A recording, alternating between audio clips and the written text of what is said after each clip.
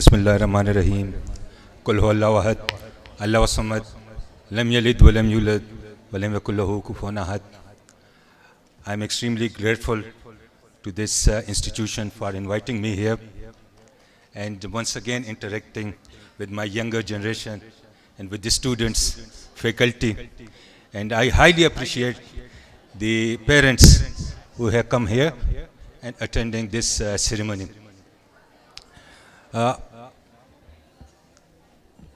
Parents के context में मैंने इसलिए बात की कि these are the parents who sacrifice everything so that their kids, their sons and daughters, they can have higher education. आज मैं आपको चंद पॉइंट्स आपसे डिस्कस करता जाऊंगा.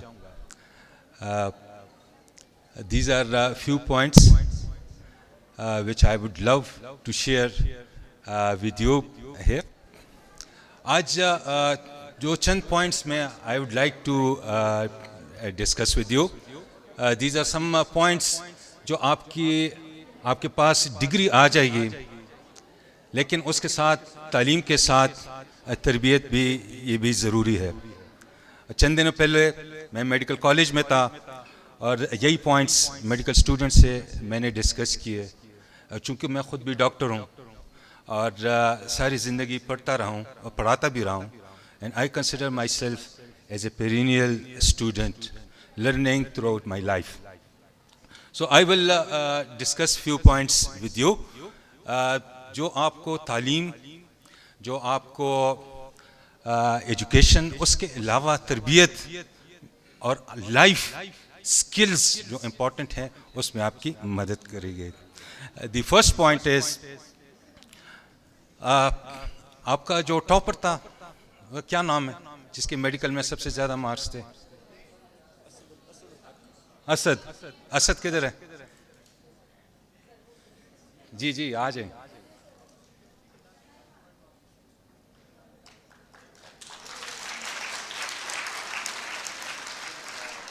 असद ये मुझे बताएं, इधर इधर आ जाएं. ये क्या लिखा हुआ है उधर उस माइक पर? आपको बोर्ड पर नजर आ रहा है. कुल हल यस्तविल्लज़ीना यअलमून वल्लज़ीना ला यअलमून. सो ये कुरान की आयत है, सूरा अल-ज़ुमर आयत नंबर 9 है, और इसमें लिखा है कि कुल हल यस्तविल्लज़ीना यअलमून वल्लज़ीना ला यअलमून. क्या ये बराबर हो सकते हैं जिनके पास इल्म है और जिनके पास इल्म नहीं है? कुरान की इब्तिदा, वही की इब्तिदा इकरा से हुई. इकरा का क्या मतलब है? पढ़, तालीम से, इल्म से. और जब जंग बदर में मुशरिकीन के लोग कैद हुए, ठीक है बैठे, तो हुजूर सल्लल्लाहु अलैहि वसल्लम ने क्या उनको कहा था कि आप क्या करेंगे ताकि आपको आज़ादी मिले? मुसलमानों को आप पढ़ाएंगे, तालीम देंगे. सो इल्म, तालीम ये सबसे इम्पोर्टेंट चीज़ है. और मुसलमानों ने जो अपनी गोल्डन पीरियड है, जो 5 सदियों में, जो 800 से 1200 तक मुसलमान सारी दुनिया को डोमिनेट करते रहे, उसकी रीज़न ये थी कि उनके पास इल्म, वो साइंस और टेक्नोलॉजी, और उन्होंने मेहनत की. और उसकी रीज़न ये है कि इस्लाम में चूंकि इबादत ऐसी थी कि हज की डायरेक्शन के लिए आपको किबला की डायरेक्शन मालूम करनी थी, उसके लिए एस्ट्रोनॉमी ज़रूरी थी. ज़कात के लिए मैथमेटिक्स मुसलमानों ने सीखा. जो रोज़ा है और नमाजें हैं उसके लिए डायरेक्शंस और ये सारी चीज़ें सीखी. So that is the reason कि इल्म पर खुसूसी डायरेक्शन दी गई. जी आप ये बताएं, ये क्या चीजें लिखी हुई हैं? जी आप बताएं, जी, ये क्या लिखी हुई? माइक है? जी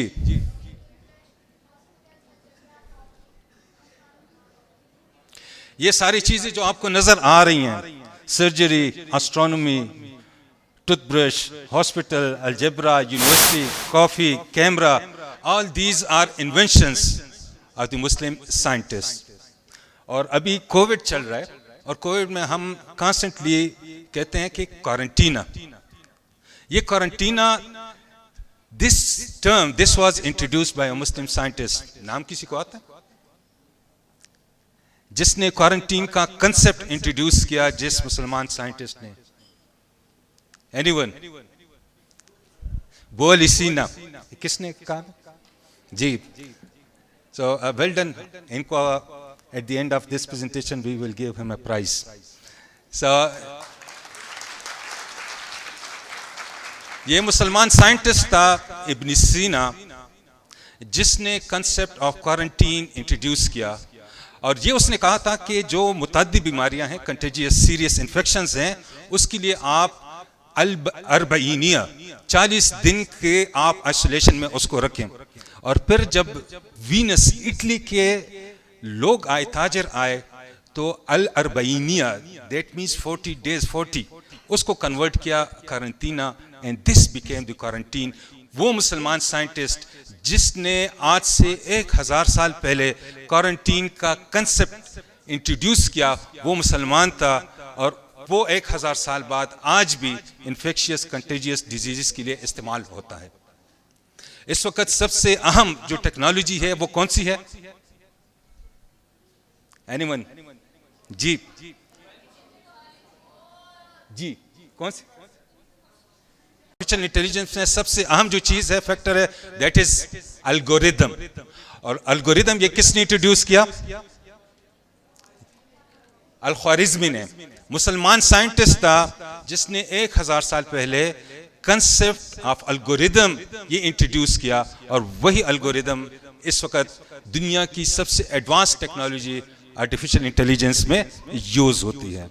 तो वो लोग जिनके पास इल्म है, they will dominate the world. और जब मुसलमान ये सारी इजादात कर रहे थे, अलजेब्रा इंट्रोड्यूस कर रहे थे, हॉस्पिटल्स बना रहे थे, कैमरा के कंसेप्ट्स और ऑप्टिक्स के कंसेप्ट्स और आर्टिफिशियल इंटेलिजेंस वो इंट्रोड्यूस कर रहे थे, तो वो दुनिया पर डोमिनेट कर रहे थे. ये चंद टेक्नोलॉजीज हैं जो आपको नजर आ रही हैं. आपको लेफ्ट साइड पर नजर आएगा remote control, Skype, Google, Viber, Intel, flash drive, drip irrigation, cell phone. ये किसकी इजादात हैं? एनीवन? ये किस मुल्क के ये इजादात हैं? ये सारे जी, एनीवन? ये सारी इजादात किस मुल्क के हैं? अमेरिका? नहीं. कौन सा? China? No no no, not China, not UK, not Germany, not Japan, not USA.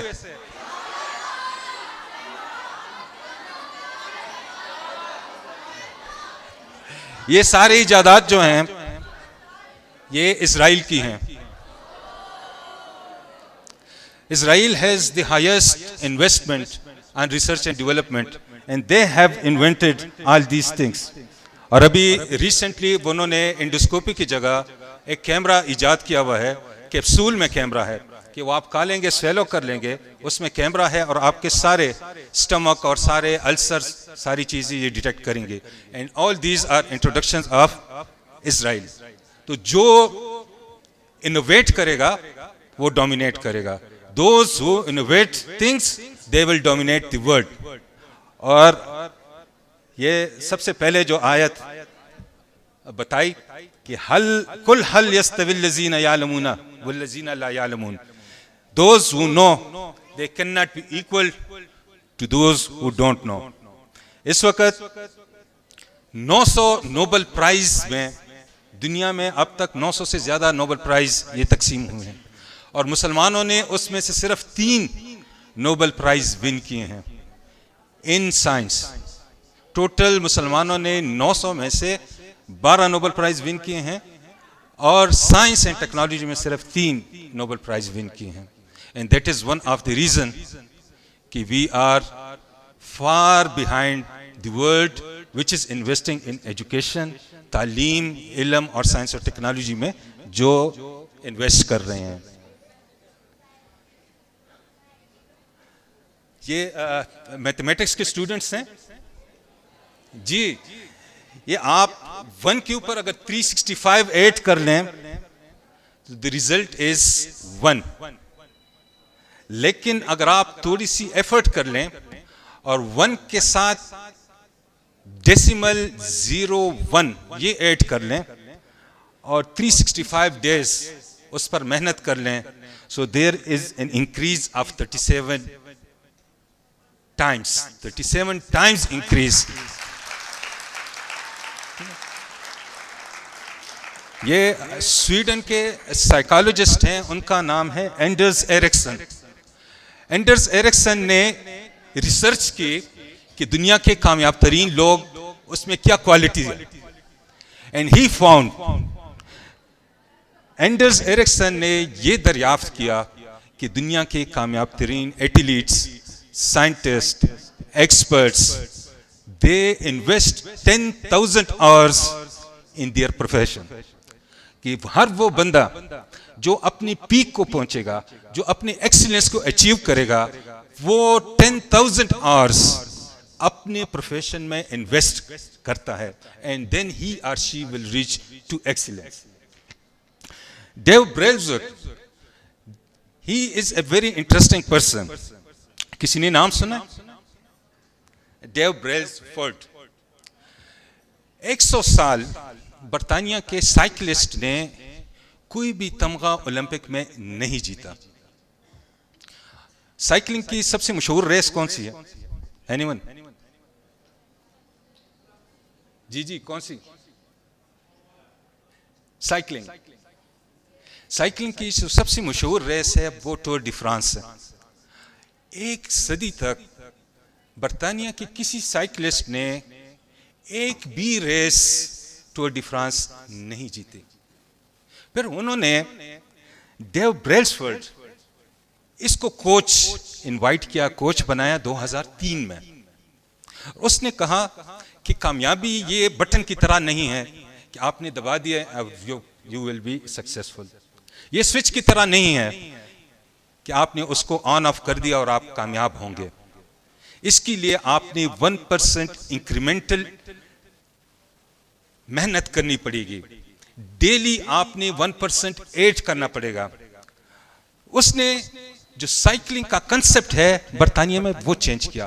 सबसे पहले साइकिल की सीट चेंज की ताकि लोग उस पर कंफर्टेबल बैठ सके। उसके बाद साइकिल के टायरों को उसने ग्रिप इंक्रीज करने के लिए उस पर अल्कोहल लगाना शुरू कर दिया ताकि उसकी ग्रिप अच्छी हो जाए। उसकी जो ड्रेस है एथलीट्स की, उसको थर्मोडायनेमिकली इंप्रूव करने के लिए उसको इलेक्ट्रिकली टेस्ट किया गया।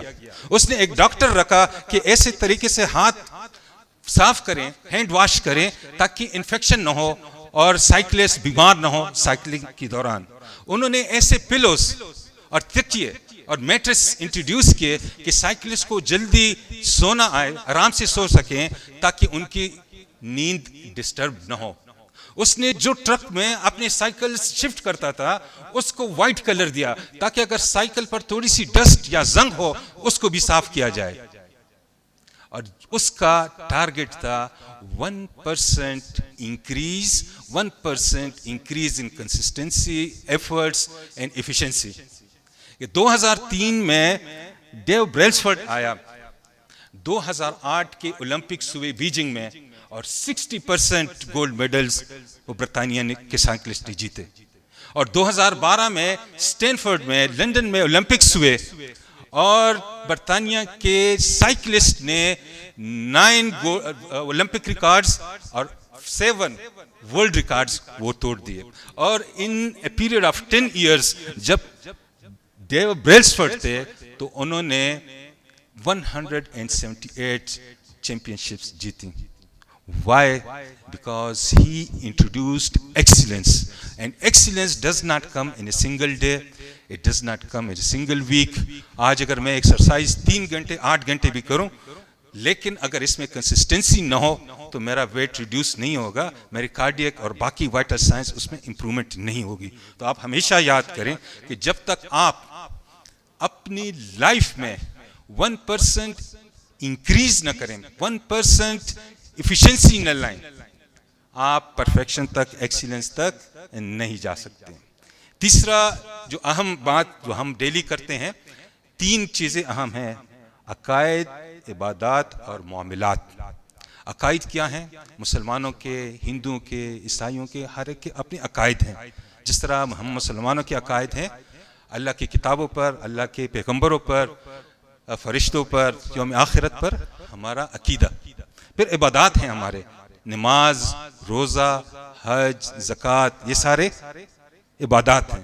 जो तीसरा अहम फैक्टर है वो मामलात हैं, और हम मामलात में पीछे रह जाते हैं, जिसकी वजह से हम सारे, अगर हमें अभी कहें कि आपको किस मुल्क की वीज़े चाहिए, तो अकायद और इबादत जहाँ ज़्यादा हो उधर नहीं जाएंगे, जहाँ मामलात अच्छे हों उधर हम जाएंगे।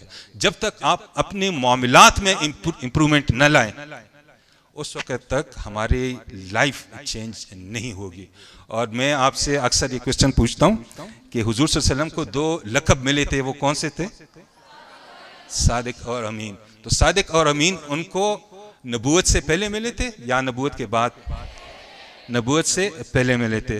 वो इन 3 चीज़ों में, अकायद, इबादत और मामलात में, किससे उसका रिलेशनशिप था? हुजूर सल्लल्लाहु अलैहि वसल्लम की लाइफ में उनको सादिक और अमीन ये अलकाब नबूवत से पहले मिले, और उसका ताल्लुक मामलात से है। तो आपने अपनी लाइफ में, अकायद भी अहम है, इबादत भी अहम है, उसमें मामलात में हमने अपनी क्वालिटी इंप्रूव करनी है, ताकि हम दुनिया में डोमिनेशन पर आ जाएं। ये एक स्टडी की गई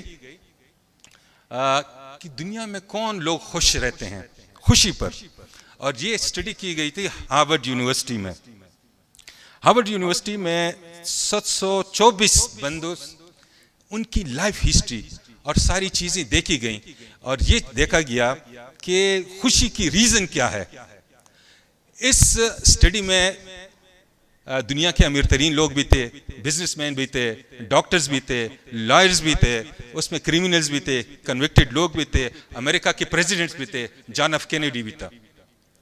इस स्टडी में उनकी लाइफ चेक की गई कि वो पढ़ते किस तरह हैं, उनकी एजुकेशन, उनकी लाइफस्टाइल, उनकी इनकम, उनके घर, उनकी बीमारियां, उनकी मैरिटल लाइफ।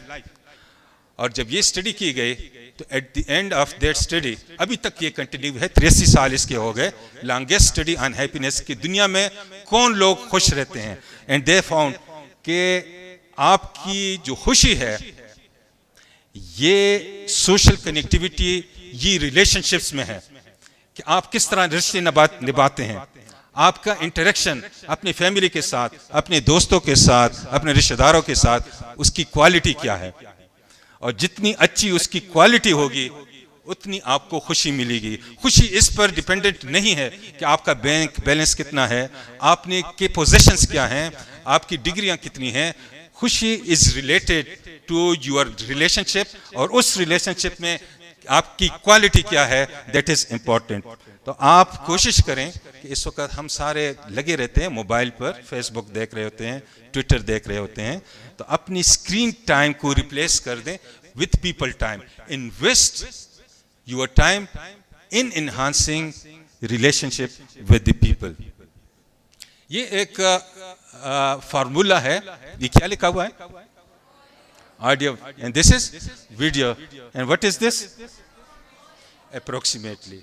तो ऑडियो मीन्स, ऑडियो आपकी गुफ्तार है और वीडियो आपका किरदार है।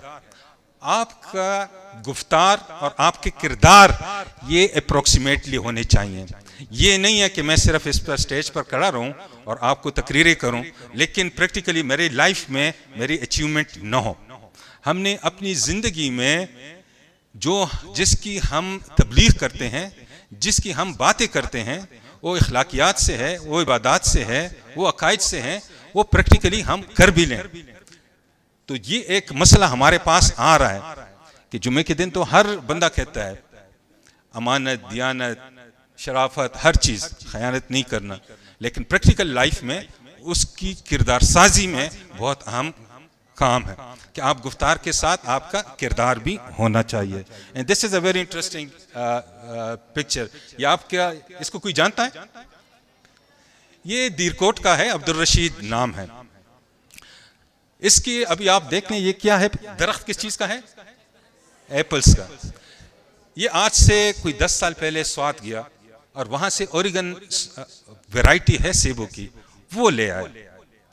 तो बाकी लोगों की तरह ये नहीं था कि दुकान में बैठकर गपशप लगाए, घर में बैठकर वो लूडो खेले, मोबाइल पर वो फेसबुक पर लाइक और डिसलाइक करे, ठीक है, और सारे दिन अलतुकुरल के ड्रामे देखे। He was a practical man. उसने गुफ्तार के साथ किरदार भी, उसकी ऑडियो के साथ उसकी वीडियो भी थी। ये बंदा गया स्वात से ये एप्पल इंपोर्ट करके ले आया और इस वक्त एजेके के बेस्ट एप्पल आर्चर्ड इस बंदे के हैं। और इसके न सिर्फ ये एप्पल आर्चर्ड्स हैं, इसके साथ बेतहाशा और फ्रूट्स भी इसने काश्त की हैं आपकी दीरकोट बाग में। और इस वक्त जब हमने इसको थोड़ा सा इसकी एडवर्टीजमेंट की तो इसकी पूरे साल की जितनी भी क्रॉप है ऑलरेडी उसकी मार्केटिंग हो गई। तो ये अगर मेरी तरह बैठा होता दफ्तर में और सिर्फ साइन करता या सिर्फ बातें करता तो he would not become the best Apple grower of AJK today.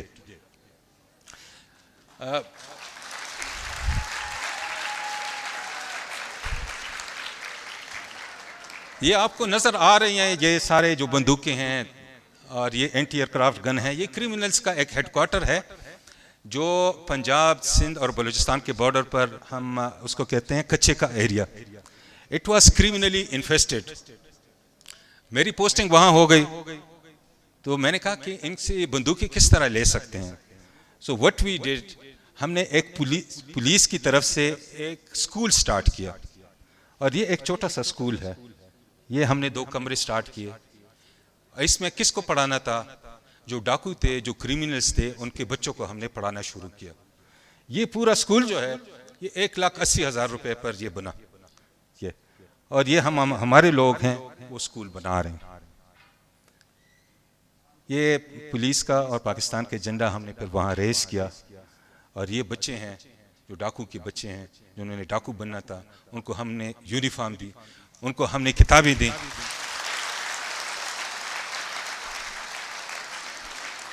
इनके दिन का आगाज कुरान पाक से और फिर किताब से होता और इनिशियली ये 50 थे, फिर 100, फिर 200 और अब तक 300 लोग इसमें पढ़ रहे हैं। और सबसे अच्छी बात यह है कि इसके स्पॉन्सर्स, मैं जब इधर आया एजे के तो आई एम फ्रॉम पेशावर, ये स्कूल जो था ये राजनपुर में था और इसका अभी स्पॉन्सर जो है आपके मीरपुर का एक जो कोर्ट का चीफ एग्जीक्यूटिव है चौधरी अख्तर, वो इसको सपोर्ट कर रहा है। इसको बुक्स, कॉपीज, यूनिफॉर्म और सारी चीज़ें दे रहा है।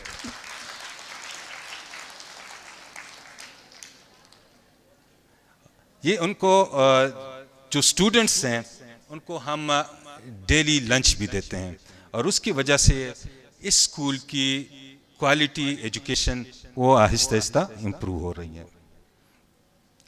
जो तीसरी बात है बांटने का ज़र्फ, कि हम हमेशा, मैंने आपको बता दिया कि हमें चीज़ें तकसीम करनी चाहिए, हमें दुआएं तकसीम करनी चाहिए, हमें खैर तकसीम करनी चाहिए, हमें इल्म तकसीम करना चाहिए, हमें दौलत सरवत तकसीम करनी चाहिए। हमारे जो स्किल्स हैं वो मैं सिखाता जाऊँ।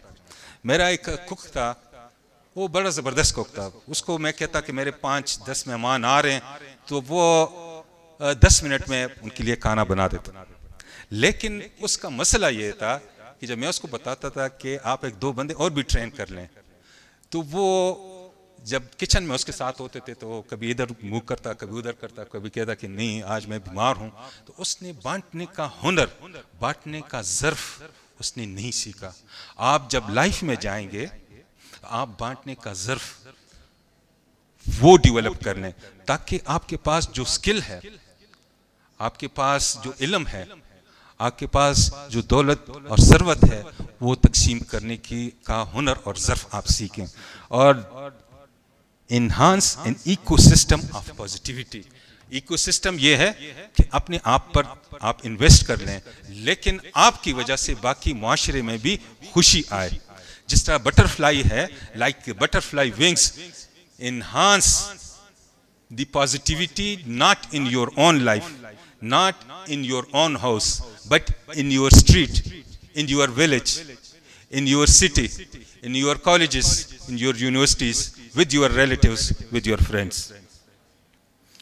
हमारा क्या है कि अभी आप किसी भी दफ्तर जाएं, उसके बाहर बेतहाशा एसीज लगे होंगे। इंडिविजुअली मैंने अपने ऑफिस तो ठीक किया होगा, इंडिविजुअली मेरे पास 2-2, 3-3 गाड़ियां होंगी, individually I am a successful officer, individually आप एक कामयाब लॉयर होंगे, इंडिविजुअली आप एक कामयाब टीचर होंगे, इंडिविजुअली आप एक कामयाब प्रोफेसर होंगे। लेकिन इज्तिमाई बहरान है सोसाइटी में। इंडिविजुअली हम इम्प्रूव कर रहे हैं, लेकिन इज्तिमाई तौर पर सोसाइटी में इन्हितात है, सोसाइटी में बहरान है। और उसकी रीज़न क्या है कि हम स्टूडेंट्स को सिर्फ ये बताते हैं कि आप अपने ऊपर इन्वेस्ट करें, इंडिविजुअली अपने आप को इम्प्रूव कर लें। हम इसको सोसाइटी को ये नहीं कहते कि आप एक माशरे को इम्प्रूव कर लें, हम उनको ये नहीं कहते कि आप स्वीडन की तरह या जापानीज माशरा बनाएं, हम उनको कहते हैं कि फ़लाँ की तरह रिच बनो, फ़लाँ की तरह कामयाब बनो। हमारे कमिश्नर साहब हैं, ये शेर वो पढ़ लें, क्या लिखा हुआ है?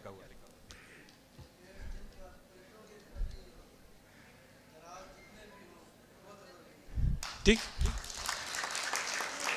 वो पेड़ जिन पर परिंदों के घर नहीं होते, वो पेड़ जिन पे परिंदों के घर नहीं होते, दराज जितनी भी हों मोतबर नहीं होते। अपने लाइफ में इंडिविजुअल सक्सेस के साथ success in society, collective success, वो प्रोड्यूस करें and you will get happiness. ये जिन्होंने टॉप किया था, the girl who has topped medical में, जिसके सबसे ज़्यादा मार्क्स आए थे। जी आ जाए, आ जाए, आ जाए। ये आखिर में, this is the last slide, मैं आपका टाइम नहीं लूँगा। ये कमिश्नर साहब और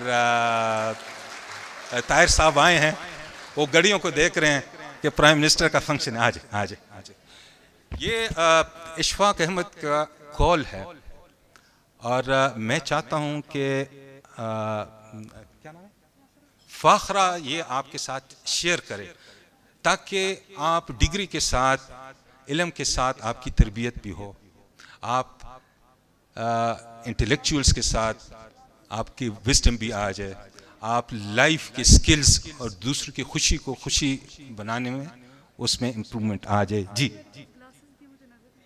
ये नजर नहीं, और उनको कहते हैं मेरे आई साइट कम है, सेकंड जो आई में थी वो आज। जी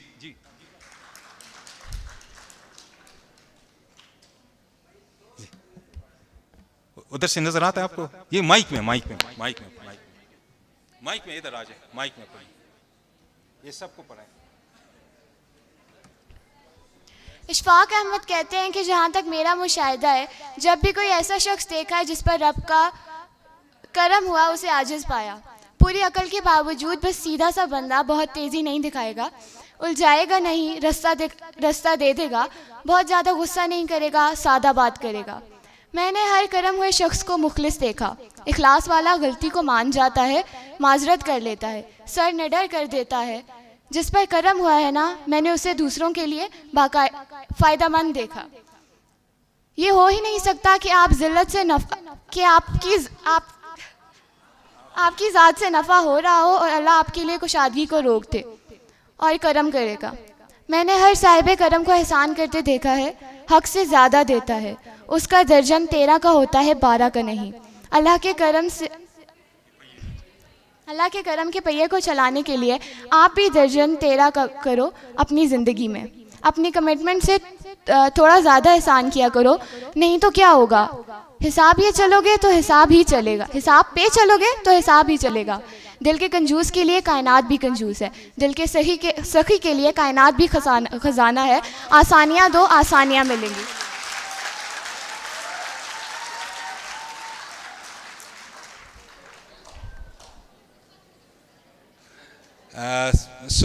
These were some of the things that I wanted to share with you.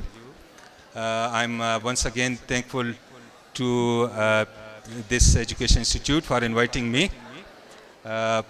I'm extremely honored and I hope कि आप डिग्री के साथ, तालीम के साथ आपकी तरबियत भी हो, आप इंडिविजुअल इनफरादी कामयाबी के साथ आप माशरती और इज्तिमाई कामयाबी के लिए भी कोशिश करें and we can change this country. ये हम अक्सर शिकवा करते हैं कि ये चीज़ नहीं है, कभी ये गिला करते हैं, कभी कहते हैं बिजली नहीं है, कभी कहते हैं महंगाई नहीं है, लेकिन अपने जो रिसोर्सेस हैं, अपनी जो एनर्जी से उसको हम कंसंट्रेट फोकस करके और जहाँ तक चेंज ला सकते हैं वो चेंज लाएं। एक मशहूर शेर है कि जुल्म शिकवे शब से तो, ये हमारे प्रिंसिपल साहब हैं, ये आखिर में ये शेर कह देंगे। सर, शिकवे जुल्मते शब से तो कहीं बेहतर है। Thank you very much my dear students, और thank you very much sir. ये होता है ना कि नाच ना जाने और आंगन टेढ़ा, शिकवे शब से तो कहीं बेहतर था, अपने हिस्से की कोई शम्मा जलाते जाते। ये कंप्लेंट करना कि शिकवे जुल्मते शब से तो कहीं बेहतर है, अपने हिस्से की कोई शम्मा जलाते जाते, तो ये शिकवा करना कि रात है अंधेरा है, उससे अच्छा है कि अपने हिस्से की शम्मा, अपनी हिस्से की कंट्रीब्यूशन मैं करता जाऊं और इस सोसाइटी में, इस मुल्क में, इस इलाके में, इस गांव में, इस करियर में, इस शहर में मैं चेंज लाऊं। Thank you very much.